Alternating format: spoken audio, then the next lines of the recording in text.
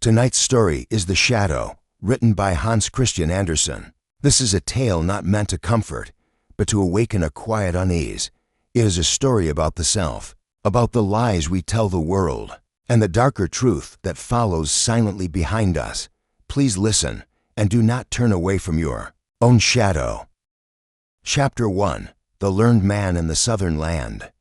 In the cold countries of the north, where the earth sleeps beneath snow for long months, and human voices grow quiet with the season, there lived a learned man. He was not wealthy, nor was he powerful, but he possessed something he believed far greater than either, a deep trust in reason. From an early age, he had devoted his life to thought. He studied language, philosophy, and morality. He believed that the world, though often cruel and confusing, could be understood if one observed it patiently and spoke honestly. To him, truth was not merely an idea, it was a responsibility. He believed that once truth was discovered, it must be spoken, and once spoken, it would naturally be recognized. This belief shaped his entire existence.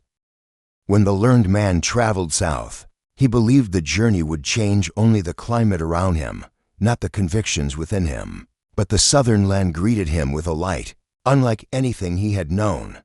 The sun did not simply illuminate objects, it exposed them.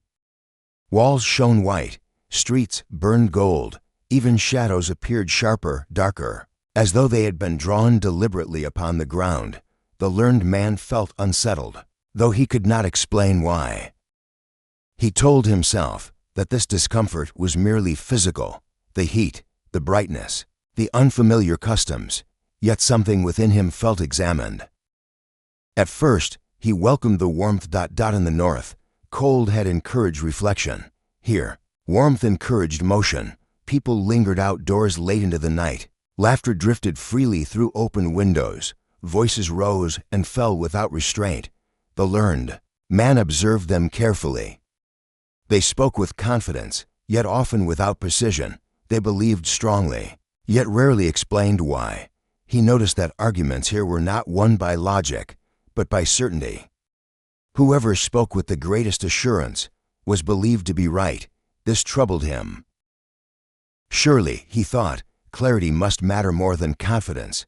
Truth must matter more than comfort. And yet, as days passed, he noticed how easily people turned away from difficult truths.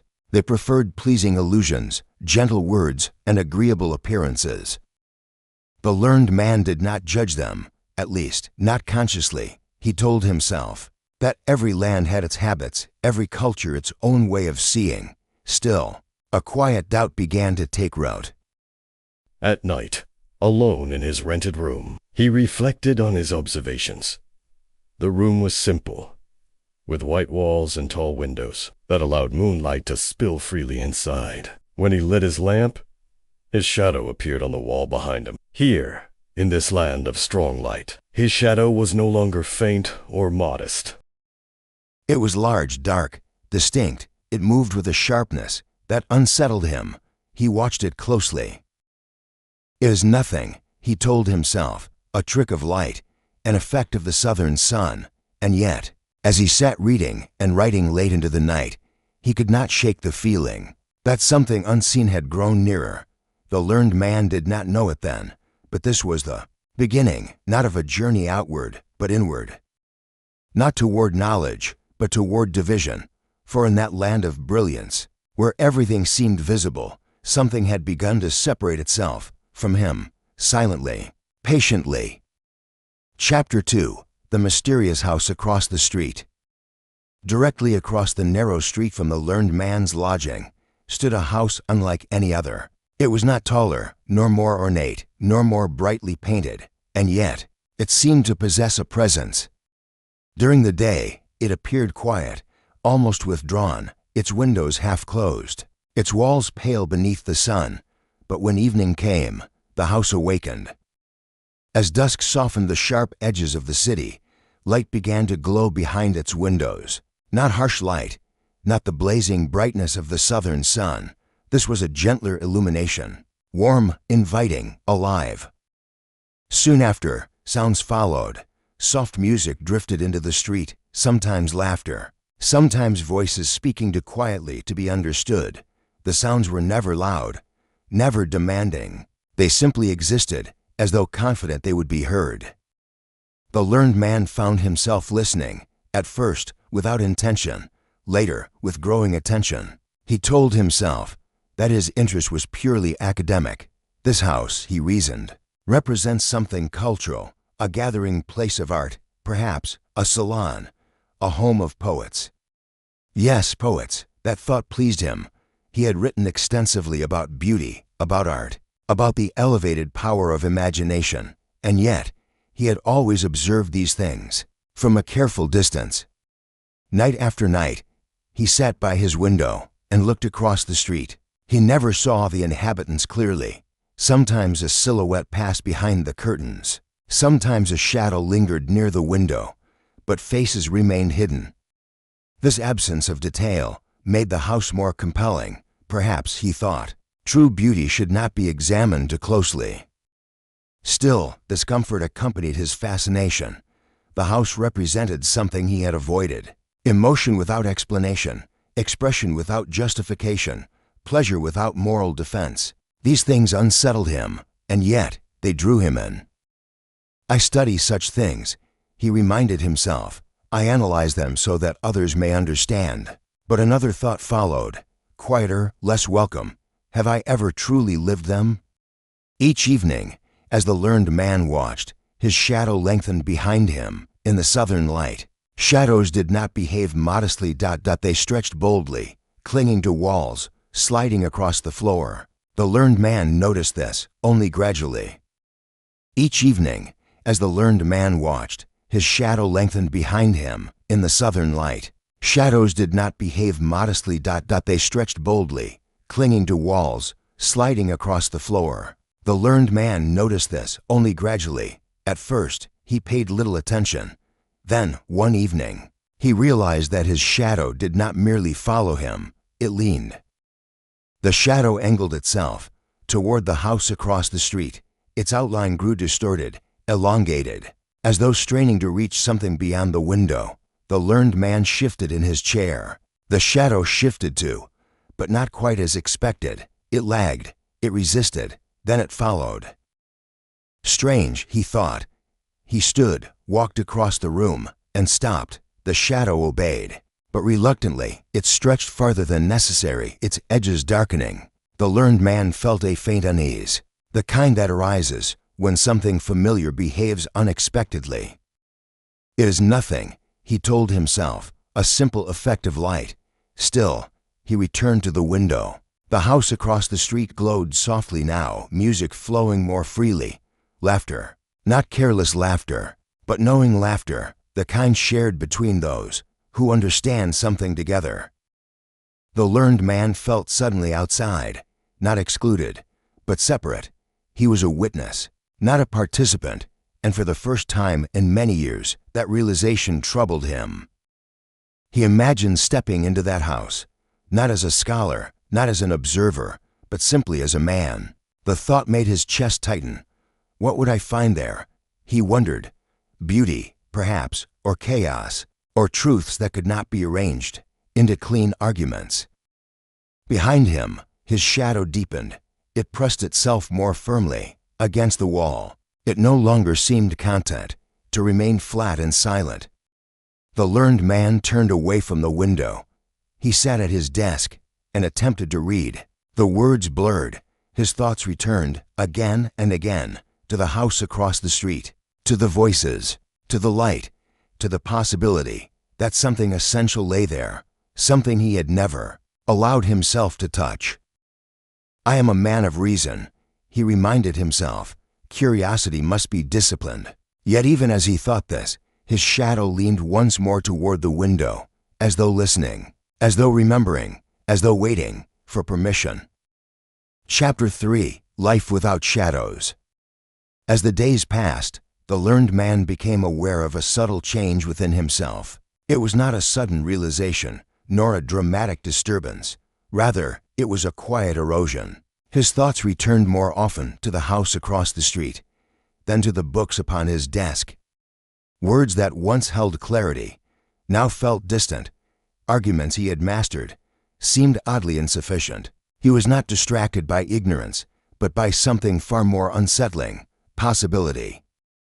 At night, he found himself lingering longer by the window, not every evening, not deliberately. And yet, his body seemed to remember the way, even when his mind protested. He told himself that observation was harmless. To observe is not to participate. He reasoned. Distance preserves judgment. Still, he listened. The house across the street continued its quiet ritual. Music rose and faded. Laughter appeared, then dissolved. Voices spoke, not to persuade, not to argue, but simply to exist together. This unsettled the learned man more than open disorder would have. There was no thesis to refute, no claim to dismantle, only life, unconcerned with explanation. What are they doing in there? He wondered, not out of suspicion, but out of a curiosity. He no longer entirely trusted. He imagined conversations without structure, feelings without hierarchy, moments that did not require justification. Such things had always existed, of course, but they had existed outside him. Now they pressed against the edges of his thought. Behind him, his shadow grew restless. This restlessness did not announce itself with motion at first.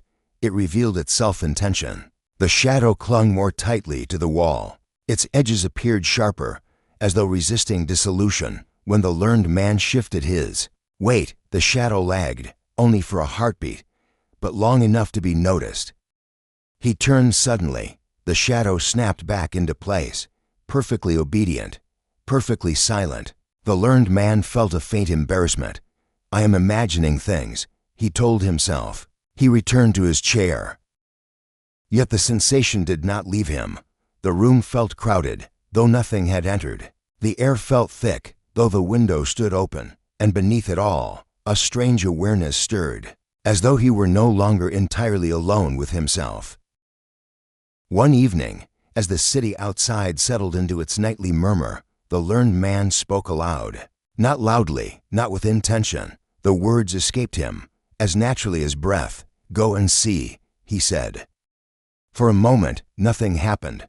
The shadow remained where it was, pressed against the wall. The learned man almost smiled at himself. Of course, he thought, a foolish impulse. Then the shadow moved, not suddenly, not dramatically. It stretched, slowly, deliberately, its outline thinning as it lengthened across the floor. The learned man froze. He watched, unable to decide whether to speak again or to remain silent. The shadow reached the edge of the room, then the door, then the threshold.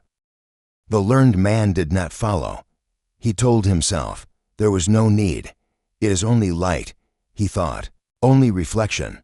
Yet his heart beat faster than the thought warranted. Outside, the sounds from the house across the street seemed momentarily louder, the music clearer, the laughter nearer, as though something unseen had crossed into a space where it belonged. Minutes passed. The learned man waited. He did not know what he expected. A return, a sign, a sensation. Nothing came. The shadow did not reappear. At first, the learned man felt amusement, an odd fancy. He told himself, nothing more. He returned to his desk. He read. He wrote. He tried to resume the rhythm that had always sustained him. But the room felt different, lighter, and yet less complete. He rose and stood beneath the lamp. There was no shadow behind him. The learned man stared at the wall, longer than was reasonable. It will return, he thought. Shadows always do. But a quiet unease settled into his chest, not fear, not yet. Something colder, something like the recognition that a boundary had been crossed, without ceremony, without permission. He went to the window. The house across the street glowed softly, unchanged. Life continued there, as it always had. Music. Voices. Light. Nothing acknowledged the loss that had just occurred. The learned man realized, with a clarity that startled him, that he had not commanded his shadow. He had released it. And for the first time, he wondered whether some parts of the self, once sent away, could ever truly be reclaimed. Chapter 4. The shadow return. The morning light entered the learned man's room gently, as it always had. Nothing in the city suggested that anything unusual had occurred during the night. Carts moved through the streets. Vendors called out their wares. The southern sun rose, confident and brilliant. Only the learned man noticed what was missing. He stood by the window. As the light fell across his body, there was no shadow at his feet. At first, his mind rejected the sight. He shifted his position, stepped closer to the wall, raised his arm. Still nothing. The wall remained bare. A strange calm settled over him. Not relief, not panic. Denial. This is temporary, he told himself. An effect of the angle of the light. It will return. Shadows always did. He dressed carefully and left the room. As he walked through the streets, he felt lighter than before, not physically, but inwardly, as though a pressure he had long carried had been quietly removed. The sensation disturbed him. Loss should hurt, yet this loss felt empty. At first, no one said anything. People passed him as usual. Some nodded. Some did not. The learned man almost convinced himself that nothing had changed. Then he noticed the glances, not direct stares, but quick looks that lingered too long. Eyes dropped away when he turned toward them. Conversations paused as he passed. Something unspoken had entered the space between him and others. At a market stall, the merchant hesitated before taking his coin. At a cafe, a chair was subtly shifted away. The learned man felt the distance grow. Without a single word being spoken, he returned home unsettled. He stood again beneath the lamp. Once more, there was no shadow. This time, unease reached deeper. A man without a shadow was not merely unusual, he was unnatural. The learned man began to understand what his absence signified. A shadow was proof. Proof of presence, proof of belonging, proof that one occupied space, as others did. Without it, he appeared incomplete, unreal. I am still here, he thought. I speak, I think, I reason, yet reason offered no comfort. Human society did not rely on reason alone. It relied on signs, and the learned man had lost one that required no explanation. Days passed, the distance grew. People avoided prolonged conversation with him. Some smiled politely, but their eyes held uncertainty. Others looked at him with open suspicion. A few with something close to fear. The learned man felt himself shrinking. Not in stature, but in presence. He spoke less. When he did speak, his words seemed to float, without weight, as though they belonged to no one. At night, alone in his room, he searched the walls for something that was no longer there. The lamplight flickered. The walls remained empty. He began to feel exposed, as though something that once protected him had been stripped away. The shadow had hidden imperfections, softened outlines. Now there was nowhere to retreat. Perhaps this is punishment, he thought, for curiosity, but the thought felt insufficient. Punishment implied intention. This felt more like consequence. Gradually, the learned man's certainty eroded. Truth still mattered to him, but truth without recognition felt fragile. What good was truth, if no one accepted the one who spoke it? One evening, as he sat in his room, a realization settled heavily upon him. He could not remain in this land. Here, difference was tolerated only when it entertained. Here, being unseen was safer than being strange. The learned man made his decision quietly.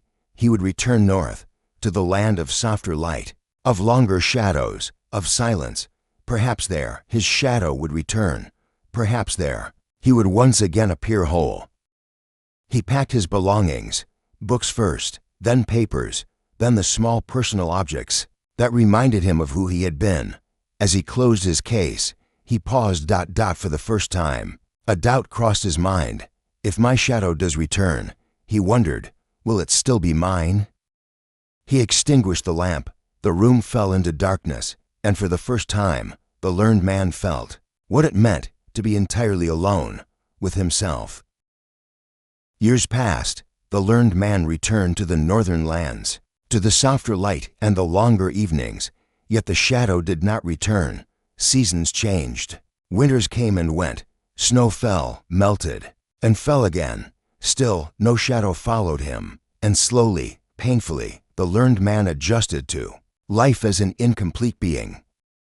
He learned to walk carefully, to stand where the light was weakest, to avoid moments when his absence would be most apparent.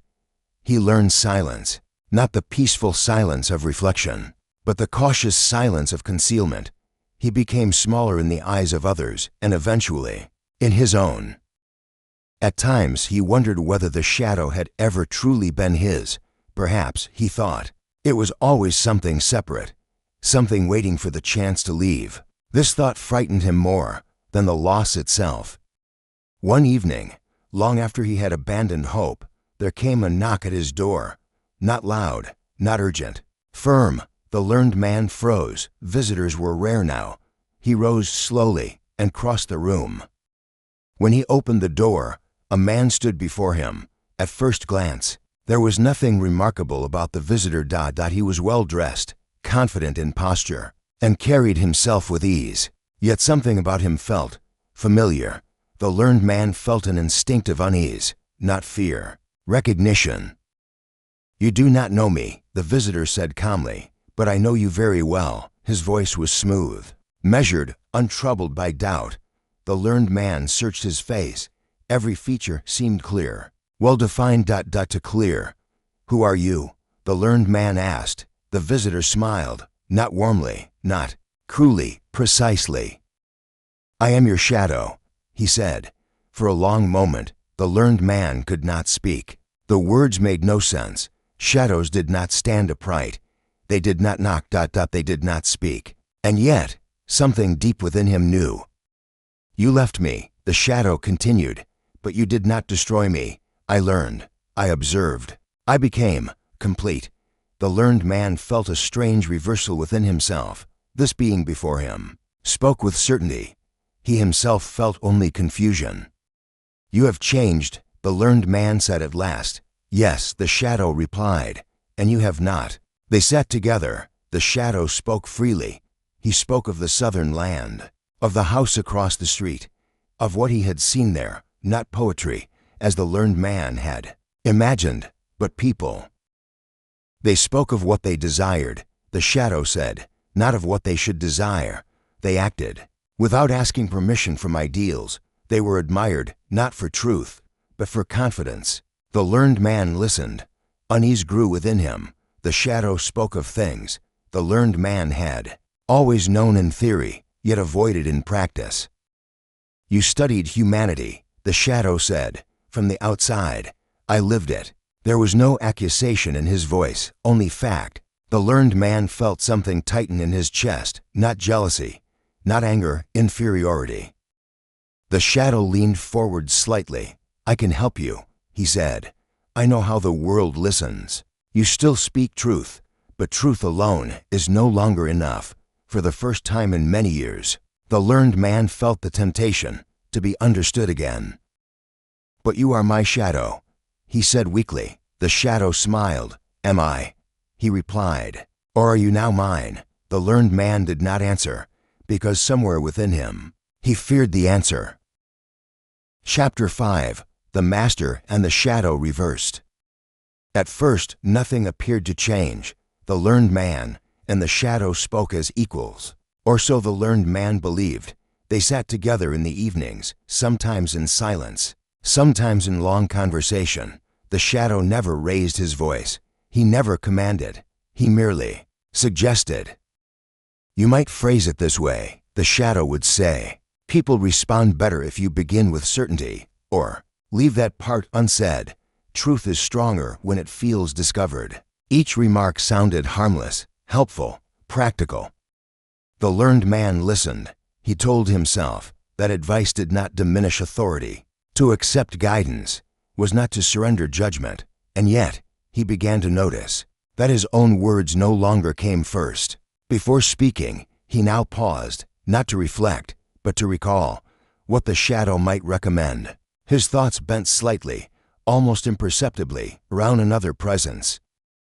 When he spoke publicly, people listened more attentively than before, not because his ideas were new, but because they were framed differently. Certainty now preceded explanation. Confidence softened doubt.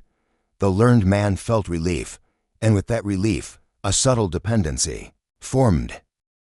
The shadow watched quietly. He never interrupted success. He praised without enthusiasm, criticized without cruelty. See, he would say, "It is not what you say. It is how the world hears it." The learned man began to doubt his former methods. Had I been naive? He wondered. Had I trusted truth too much to defend itself? The questions unsettled him, but the results comforted him. Gradually, the shadow assumed small freedoms. He answered questions. When the learned man hesitated, he clarified points. Before confusion could arise, people began to address the shadow directly, at first accidentally, then naturally. The learned man noticed, but did not object. He told himself that partnership required flexibility, that effectiveness mattered more than ownership, yet something in him recoiled. Each time his voice went unheard. At night, alone in his room, the learned man reflected. He still saw his shadow now, but it no longer mirrored him perfectly. Sometimes it moved first, sometimes it stood where he had not yet stepped. This is only fatigue, he told himself. Change always feels strange, but a deeper thought pressed forward. What if this is not change, but replacement? The shadow sensed his hesitation. He spoke gently. "You are tired," he said. "Let me handle the unnecessary parts. Rest is not weakness." The learned man wanted to believe this. He wanted to rest. He wanted the burden of explanation to lift from his shoulders, so he allowed it. Without ceremony, roles shifted. The shadow spoke more. The learned man listened more. No declaration marked the moment. No conflict announced it. The reversal occurred, as such things often do, quietly and too late to resist. Chapter 6. The shadow gains power and success. The transformation did not occur overnight. There was no single moment when the shadow suddenly stood above the learned man. Instead, recognition arrived in fragments. A nod here, a pause there, a question directed to the shadow, instead of to the man who once had been its source. At gatherings, people now waited for the shadow to speak first. When he did, the room leaned toward him, subtly, almost unconsciously. The learned man noticed this, with a tightening in his chest, not anger, not resentment, a quieter emotion, irrelevance. The shadow moved with ease among others. He laughed at the right moments. He listened without appearing burdened. He spoke with clarity, but never with doubt. His words were simple. That was their strength. The learned man stood nearby, often just a step behind. When he spoke, people nodded politely. When the shadow spoke, they agreed. It is only style, the learned man told himself, not substance, but substance without attention had begun to feel hollow. The shadow's reputation grew. He was described as decisive, insightful, reliable. People said he understood how things truly worked. The learned man had spent a lifetime seeking that understanding, yet now it was the shadow who was credited with it. The learned man began to withdraw, not because he was dismissed, but because he anticipated dismissal. Silence felt safer than correction, observation safer than participation. The shadow did not discourage this. He never said, "Step aside." He simply stepped forward. When the space appeared, and space always appeared. Soon, the shadow was invited where the learned man was not. Private discussions, important dinners, rooms where decisions were shaped. The learned man learned of these gatherings only afterward. At first, he asked questions. Later, he stopped. The answers unsettled him. The shadow explained everything calmly. "It is practical," he said. "They need certainty, not complexity. Your thoughts are deep," he added gently, "but depth frightens people." The learned man felt shame, not because the words were cruel, but because they were accurate. The shadow began to accumulate influence. His presence smoothed conflict. His assurances ended debate. People trusted him, not because he was right, but because he never appeared unsure. The learned man watched. As his former ideals were reshaped, truth was shortened, nuance trimmed away, complexity replaced with conviction. Each change was small, each seemed harmless. Together, they altered everything. One evening, the learned man confronted the shadow. "Is this truly success?" he asked quietly. The shadow regarded him with something like patience. "Success," he replied, "is being believed." The learned man felt something collapse within him. All his life, he had believed success meant understanding. He had been wrong. The shadow's rise continued. He acquired wealth, connections, titles. Doors opened before him, not because of who he was, but because of what he represented: certainty. The learned man accompanied him often. He stood at the edges of rooms, watching conversations unfold that he no longer shaped. Sometimes he was introduced. "This is my associate," the shadow would say. The word stung. Associate, not origin, not equal. At night, the learned man stared at the wall. The shadow there no longer mirrored him. It stood tall, even when he sat. It gestured, even when he remained still. How did this happen? He wondered, but the question arrived too late. The shadow now spoke on his behalf. He answered questions before the learned man had time to think. When corrected, the shadow smiled. Details, he would say, unnecessary ones. The learned man felt himself fading, not physically, socially. Conceptually, he was present, yet unaccounted for. The shadow began to dress more richly. He carried himself with authority. Strangers addressed him with respect, some even with deference. The learned man noticed how easily respect followed power, not wisdom, not virtue, but visible control. One afternoon, as they walked together, the learned man stopped. "I am becoming invisible," he said. The shadow did not deny it. "You are becoming free," the shadow replied.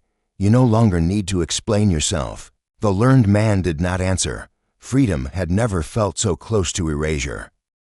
The shadow smiled, not unkindly, not triumphantly, inevitably. Chapter 7. The Fate of One Who Speaks the Truth. For a long time, the learned man said nothing. He watched. He listened. He endured. Silence, he told himself, was not surrender. It was patience. Yet patience, when prolonged too long, begins to resemble fear. At gatherings, he noticed how his presence was no longer required. No one asked for his opinion. No one awaited his clarification. When he did speak, his words floated briefly in the air. Before settling nowhere, they were not challenged, they were ignored. The learned man felt an unfamiliar sensation, not disagreement, erasure. This cannot be right. He thought, truth does not vanish simply because it is inconvenient, and yet, he had begun to witness precisely that. The shadow now spoke as authority. When questions arose, all eyes turned to him. When doubt appeared, he dissolved it with confidence. No one asked how he knew. Knowing was assumed. The learned man began to feel that truth itself had changed. It was no longer something discovered. It was something declared. At first, he attempted gentle correction. A word added here, a nuance restored there. Each time, the shadow smiled. "Of course," he would say, and then continue as before. The learned man realized that correction required recognition. Without recognition, truth had no anchor. One evening, as they walked home together, the learned man stopped. "I must speak," he said quietly.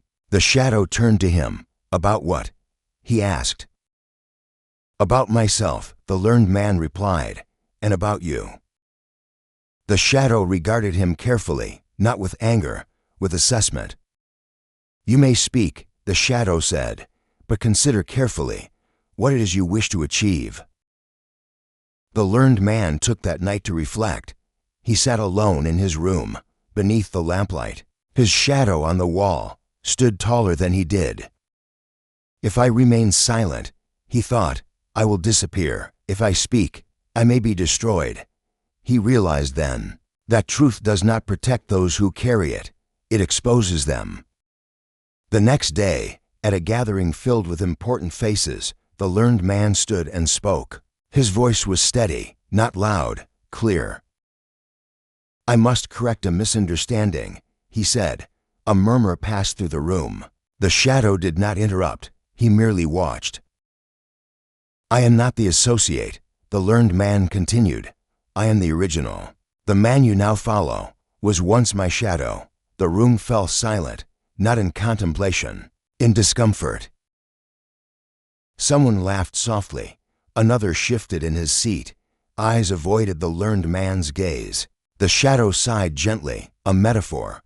He said smoothly, our friend enjoys philosophical imagery. Laughter followed, relief. The learned man felt heat rise to his face. No, he said, I speak literally. I am the man. He is my shadow. This time, the laughter was louder, not cruel, dismissive. The learned man looked around. Faces that once greeted him with respect now regarded him with caution, some with pity, others with suspicion. You see, the shadow said softly, this is why I cautioned you. Truth, when it unsettles too much, becomes dangerous. The learned man felt a final clarity. He was not being debated. He was being managed. Soon after, arrangements were made, discreetly, efficiently, for the learned man's well-being. He was escorted from places where he once belonged. Doors closed gently, but firmly. The learned man protested, not loudly, not wildly, reasonably. That was what frightened them most. You are tired, they told him. You have worked too long. Rest will help. He was confined, not in chains, but in care. The learned man understood the irony. Truth had been reclassified as illness, in solitude. He reflected one last time. I believed truth would be enough. He thought, I believed reason would protect me.